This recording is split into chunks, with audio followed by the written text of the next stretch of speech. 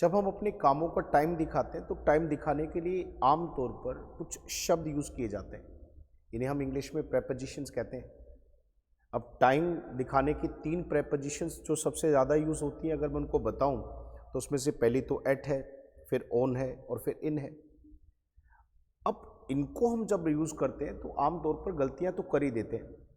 आज मैं सोचता हूं कि आज आपको इस क्लास के बाद कम से कम इन 3 प्रेपोजिशंस की तो एक अच्छी समझ हो जाएगी।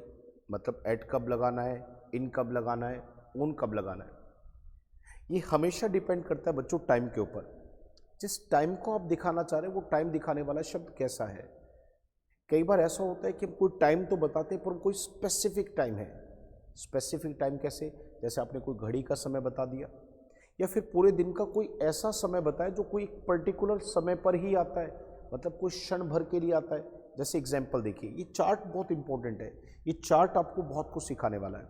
जैसे इसके सेंटर में आइए, जब मैं स्पेसिफिक टाइम की बात कर रहा हूँ तो जैसे कोई घड़ी का टाइम आ जाए 2:30, 4 o'clock, या फिर दिन का कोई स्पेसिफिक टाइम आ जाए जैसे नून, जैसे हम 12 बजे का टाइम कहते हैं दोपहर में, नाइट रात का कोई टाइम अंधेरा होने पर, या फिर डिनर टाइम लिख दिया मैंने, या फिर मैंने सनराइज कह दिया।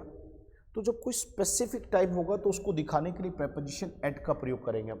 इस बात को हमेशा दिमाग में रखना। अब आगे की तरफ आइए।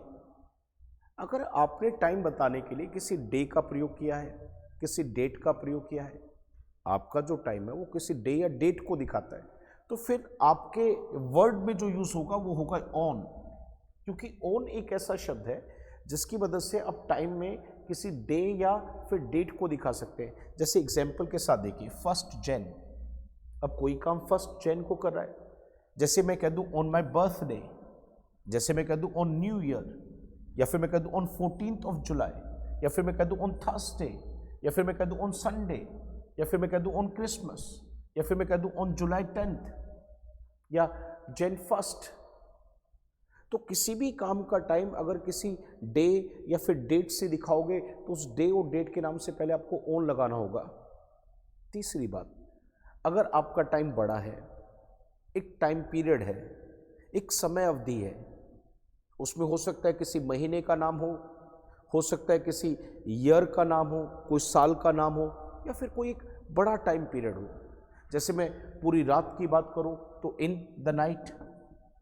अगर मैं आपसे समर की बात करूं, गर्मियों की बात करूं, तो पूरा टाइम पीरियड है तो इन समर। आपसे मैं स्प्रिंग एक सीजन की बात करूं तो उसमें आप कहेंगे इन स्प्रिंग।